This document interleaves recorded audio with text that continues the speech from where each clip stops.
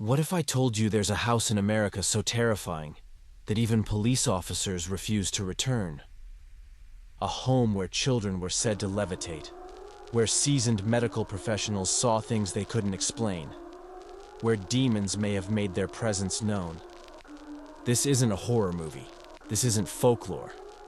These events were documented by police, by social workers, and by doctors. This is the true case of the Demon House of Gary, Indiana. Welcome to Black Veil Archives. Subscribe now and turn the lights down. In 2011, Latoya Ammons, her mother Rosa, and her 3 children moved into a quiet rental on Carolina Street in Gary, Indiana. The house was small, unremarkable, but something inside was waiting. At first it was just flies, swarming the porch in the middle of winter. Then came wet footprints, doors creaking open, whispers in the night. But then, things escalated. Rosa claimed to see a tall, dark figure pacing the living room. The children screamed at night. And one day, during a sleepover, Latoya said her 12-year-old daughter levitated above her bed. She was unconscious. Her friends ran in fear.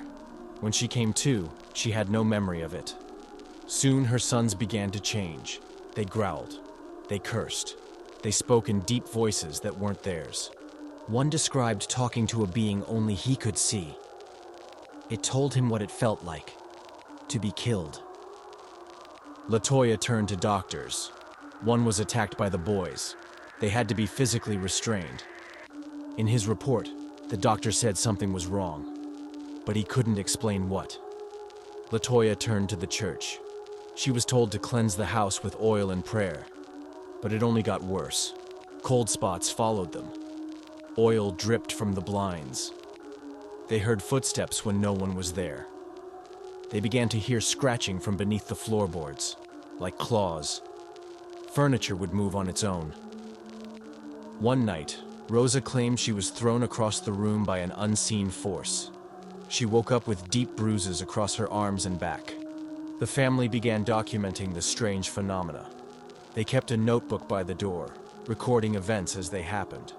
The entries became more frequent, more violent, more terrifying. At times, the children's behavior would return to normal, only to shift in a flash. They would go from laughing to speaking in raspy, angry voices. Neighbors reported hearing screams through the walls, followed by dead silence. They also noticed something else. Animals in the neighborhood began avoiding the house. Cats hissed and ran. Dogs whimpered and backed away, refusing to cross the property line. Local mail carriers began requesting to skip delivery to the address. Utility workers refused to enter unless accompanied. Word of the house spread slowly, but surely. Then, the hospital incident. During a DCS investigation, the family was taken to a local hospital for psychiatric evaluation. There, in front of staff, one of the boys walked backward, up a wall, upside down, while staring at the caseworker and a nurse. Everyone in that room gave signed affidavits. They were shaken. Some never returned to work. Doctors who had never believed in the supernatural now avoided speaking publicly about what they saw.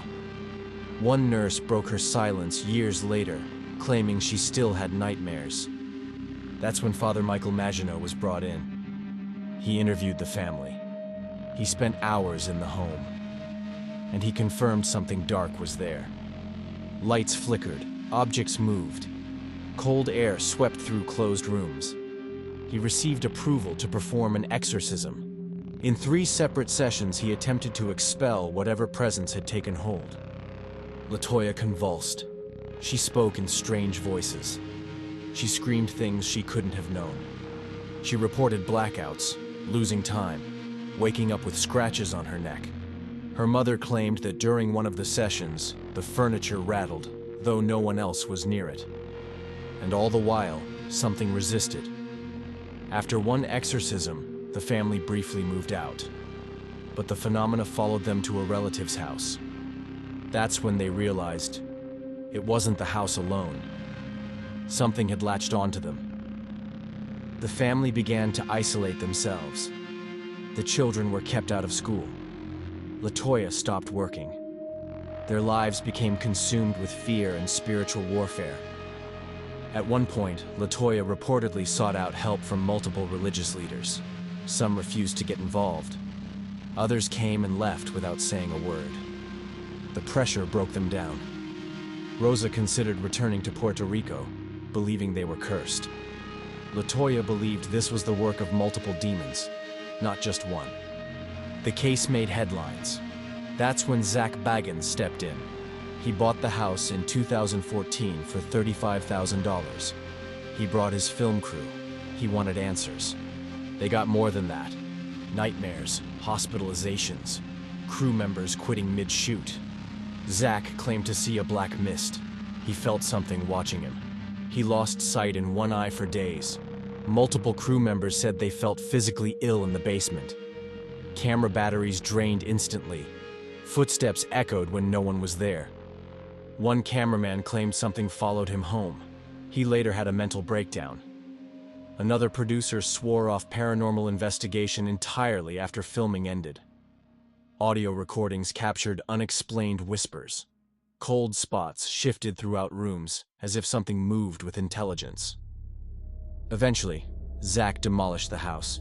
He said it was too dangerous to leave standing. He claimed that whatever was inside wasn't bound to the house anymore. It had already spread.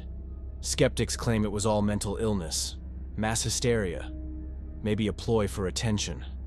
But the reports, the signatures, the sworn testimonies, they're still on record.